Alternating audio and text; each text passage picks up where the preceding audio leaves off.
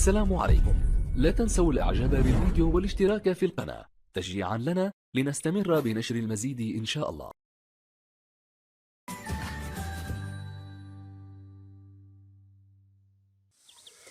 السلام عليكم ورحمة الله وبركاته. ازيكم حبايب قلبي؟ عاملين ايه؟ يا رب دايما تكونوا كويسين وبخير وفي احسن حال.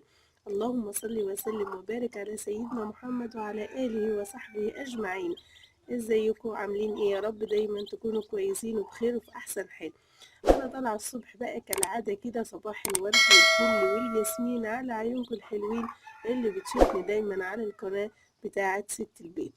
النهارده انا طالعه بقى اكل الطيور بتاعتي زي كل يوم.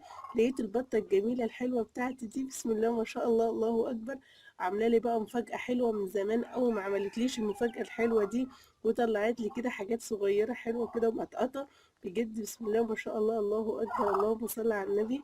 جمال جدا جدا. تعالوا نشوف مع بعض كده طلعت ايه، بس يا رب ما تعدنيش. بسم الله الرحمن الرحيم. بسم الله. انت واقف لوحدك كده ليه؟ اهي ما حاولتش حتى تاخد البطة. بسم الله الرحمن الرحيم.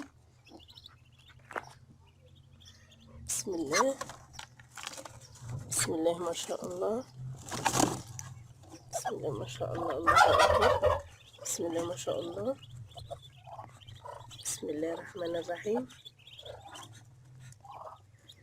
بسم الله، بسم الله ما شاء الله، الله أكبر.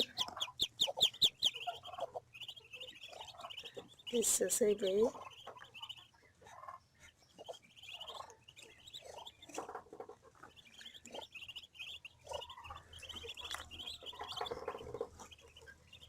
دايما البطة بتاعتي دي اهي، دي باظت خلاص. دايما كده بتبوظ ليا تحتها كتير كده، كل مرة كده بتكتفهم جواها وبتقوم. الحمد لله على كل شيء، الحمد لله على ربنا بعته. بسم الله ما شاء الله، بجد حلوين جدا وشكلهم حلو. انا بحب الحاجات الصغيرة دي جدا جدا. بسم الله ما شاء الله، الله اكبر. ايه رأيكم بقى في الحاجات الحلوة الصغيرة دي؟ احنا خلاص نضفنا خالص تحتها حشنا بقى اللي هو البيض اللي ملوش لازمة، اللي هي بوظته، واللي كده والقشر، ونضفنا تحتها.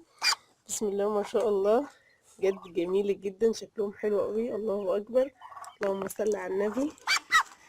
هتعضني، هتعضني كلب.